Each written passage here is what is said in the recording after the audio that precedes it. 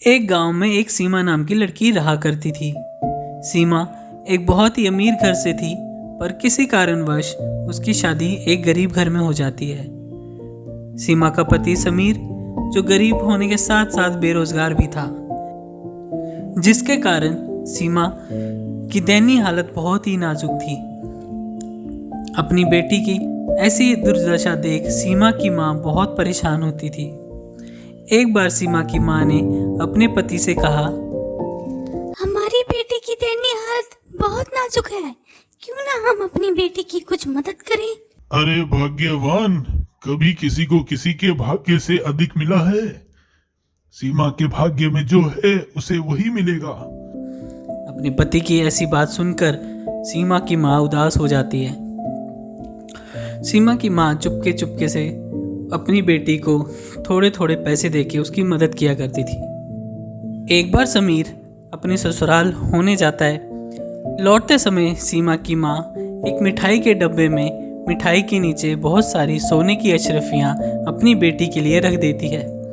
वो सोचती है कि इन अशरफियों से उसकी बेटी की मदद हो जाएगी। रास्ते में लौटते समय समीर एक मिठाई की दुकान देखता है और सोचता है, क्यों ना मैं ये मिठाई का डब्बा यहीं बेच दूँ, कुछ पैसे भी मिल जाएंगे।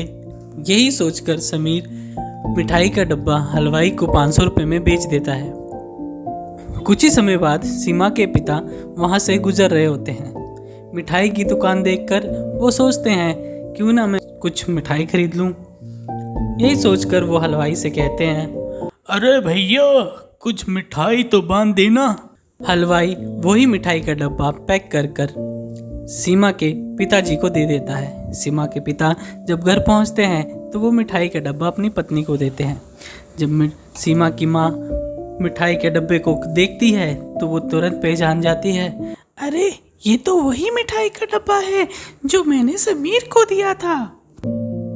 ये देखकर सीमा की माँ को बहुत आश्चर्य होता है और उसे अपने पति की कही हुई बात याद आती है कि इंसान को उसके भाग्य से अधिक कभी कुछ नहीं मिलता। तो देखा आपने कैसे मिठाई का डब्बा जहाँ से चलता है वहीं पहुँच जाता है। तो इसी के साथ आपसे अलविदा लेंगे और मिलेंगे अगली वीडियो में एक नई कहानी के साथ। तब तक अलविदा।